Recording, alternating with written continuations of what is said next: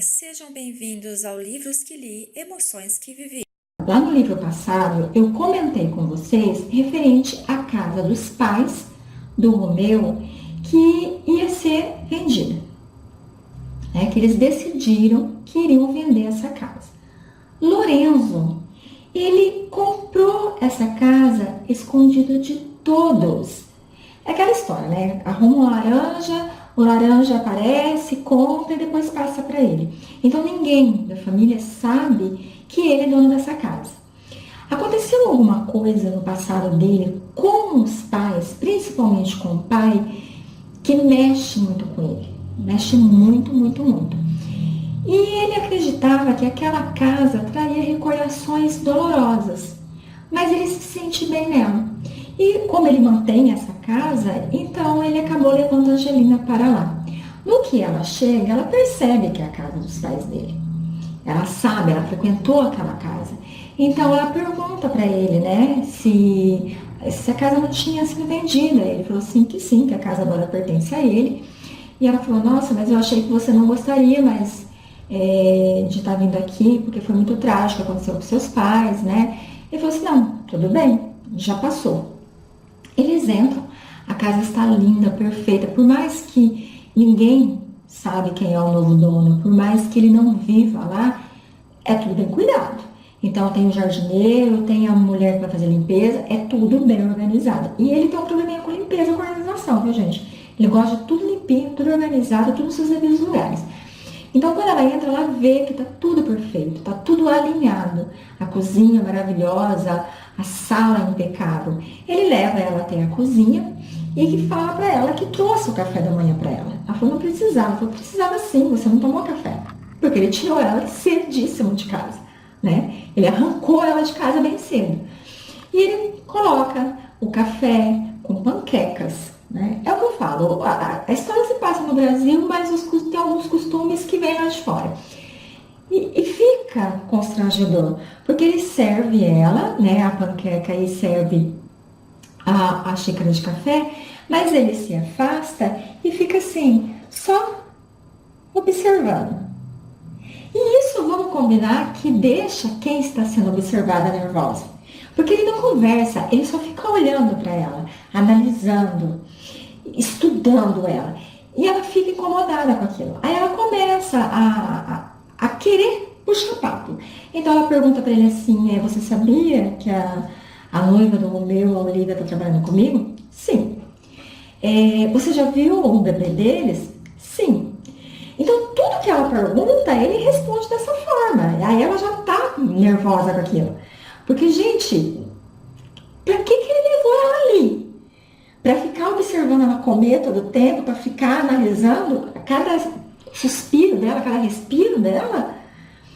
E ela só tentando falar, ela tentando fazer com que aquilo ali é normal, que não faz 7 anos, que o tempo certo da separação deles, de que tudo aconteceu, foram 7 anos. 7 anos sem se ver, 7 anos sem se falar, e agora, depois disso tudo, ficar assim, se olhando e sem conversar, sem querer falar do passado, não tem como. E aí chega um certo momento que ela não tem mais o que perguntar, ela não tem mais o que falar, porque tudo ele responde sim, não, talvez.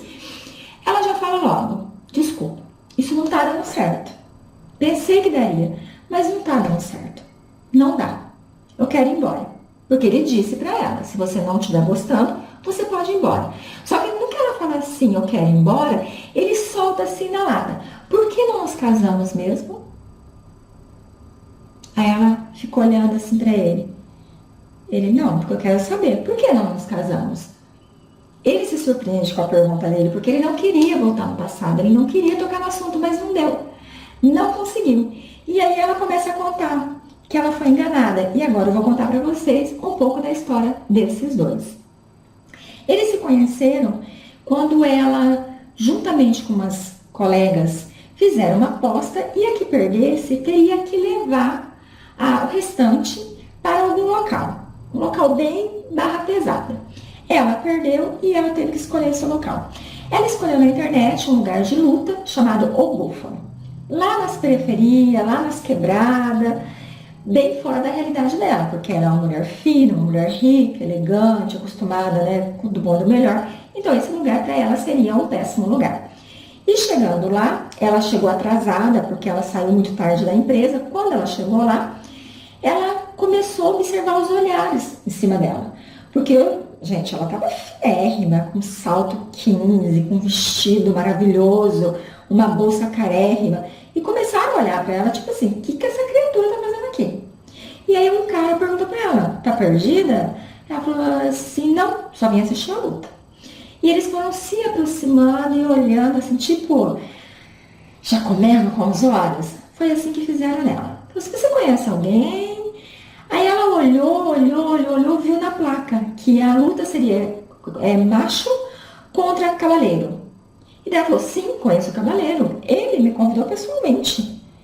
Quando falou isso, eles se afastaram. Se afastaram e falou assim, nossa, então se é uma convidada de cavaleiro, sinta-se em casa, seja bem-vinda. Ela ainda ficou pensando, será que você quer dele? Ele é o dono?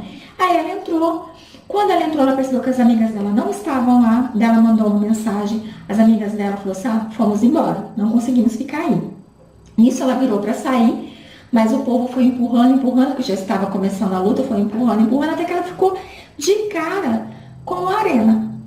E não teve como ela sair. Ela foi obrigada a ficar ali. Aí nisso chamaram o macho lá, que era o cara, que era o tal, não sei o quê. E depois, com muita ênfase, chamaram o cavaleiro. Quando o cavaleiro entrou, ela ficou hipnotizada com a beleza dele. E aí correu lá a luta, ela olhava, não olhava. E quando ele conseguiu nocautear o seu adversário, ela levou uma pancada na cabeça e desmaiou.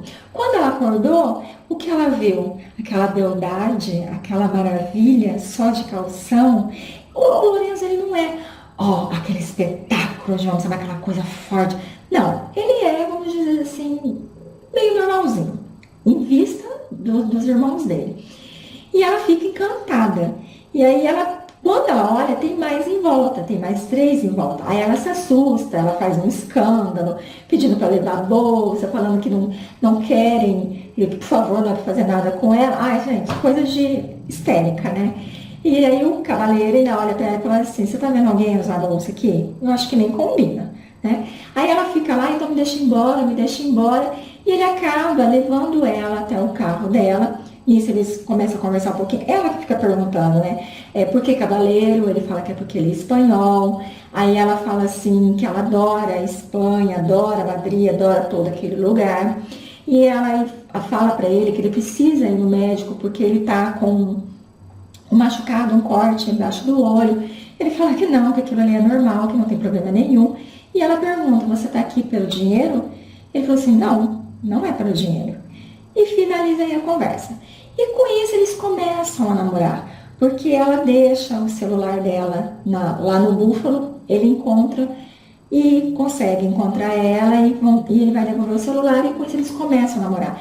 Ela julga que ele é pobre, ela julga que ele é troglodita, ela julga tudo de ruim com ele. E ele ensina para ela a como ser uma menina normal, porque ele chama ela de minha garota da cidade. Porque ela é aquela uma que só come com garfo e faca. É um cu, sabe? É bem um cozinha. E ele ensina ela a comer cheeseburger, comer batata frita, tomar refrigerante. Ele ensina ela a chupar manga com caroço, casca e tudo. Ela fica horrorizada, mas ela passa a gostar. Ele mostra pra ela uma outra vida, ele mostra pra ela uma outra realidade. E ela fica encantada com ele. Ele tem os problemas dele que ainda não foi relatado. E são coisas que machucaram profundamente, são feridas que machucaram muito. E ela nunca perguntou, ela nunca questionou, ela sempre esperou que no momento certo ele ia passar para ela o que aflige. Com 6 meses que eles estavam namorando, decidiram casar. Ela concordou. No dia do casamento, ela estava vestida de noiva, lá naquela fazenda, veio a prima do mal, a Beth, né? Para alertá-la, para abrir os olhos dela de que ele era um canalha, de que ele era um cafajeste. E foi isso que essa parte que ela contou para o Lorenzo.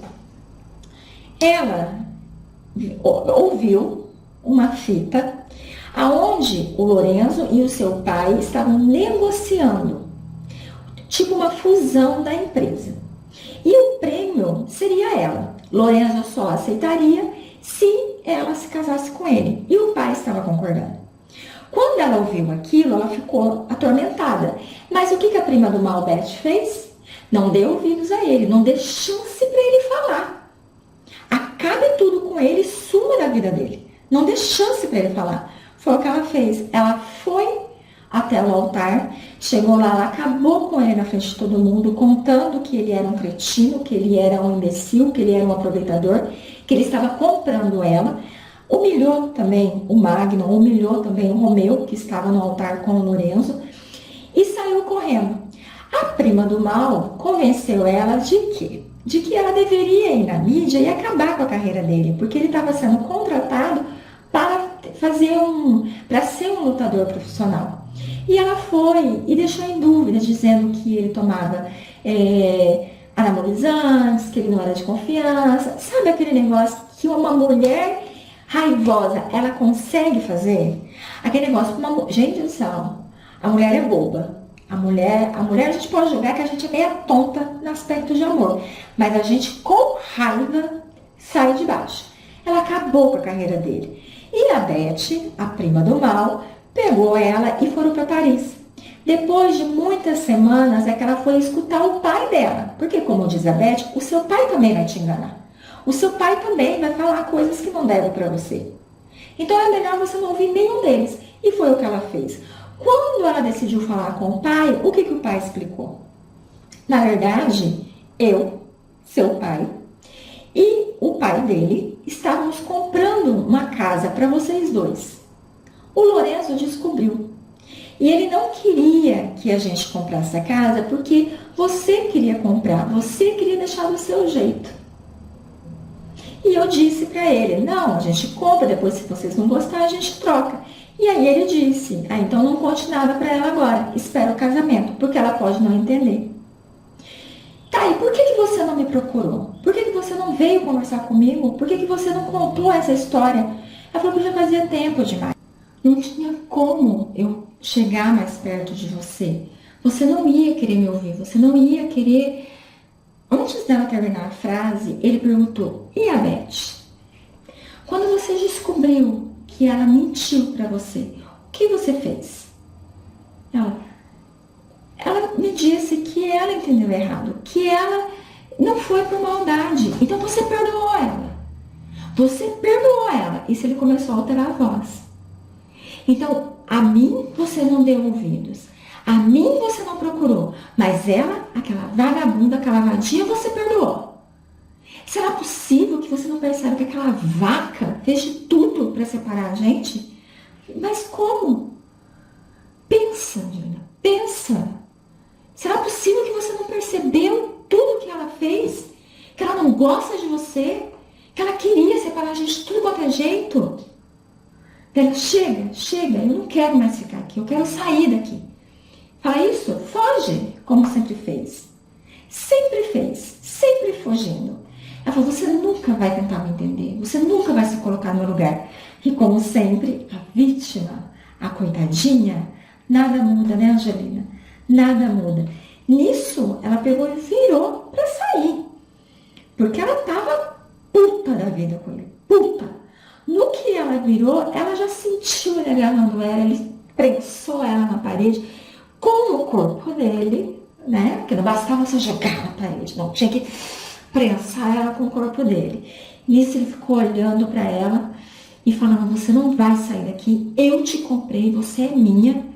E ela, que se dane, que você vai a merda, porque eu vou sair daqui. Nisso ela começa a pegar no braço dele, aproveitando, né? Começa a pegar no braço dele, põe a mão no peito dele, e isso vai mexendo com ele. Porque ele percebe o toque dela. Gente, faz 7 anos. 7 anos que eles estão separados. Sabe que é 7 anos, com aquela agonia, que é amor e ódio, né? É amor e ódio esses dois.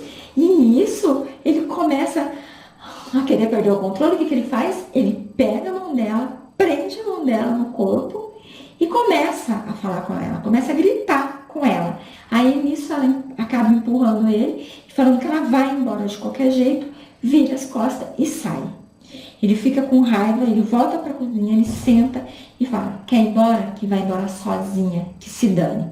Ele pega o telefone e liga para o advogado dele, o Lucas. Fala, Lucas, já está na hora de eu aparecer. Já está na hora de eu dizer a ela que eu sou o chefe dela. Que eu mando naquela porra toda. E ele fala, ok, para quando? Para essa semana, marca para quarta-feira. Aí o cara pergunta, quer que eu avise ela? Sim, mas hoje não. Deixa para amanhã. Amanhã você dá o recado que quarta-feira terá uma reunião com o novo chefe e que ela esteja presente. Esse encontro deles foi assim surreal. Porque ele acreditou que ia conseguir se controlar. Ele acreditou que ia conseguir dobrar ela, que ele ia finalizar aquele encontro como um bom moço, que realmente ele estava ali para ajudar ela, que ele comprou ela do outro lá, que comprou, né, do outro cara lá do leilão, porque ele não tem raiva dela, porque ele é bom moço, mas ele não conseguiu. Ele não conseguiu. E agora promete, porque imagine no dia que ele se encontrar, que ele se apresentar. E aí, gata? Sou seu chefe, eu que mando e você tem que fazer o que eu quero.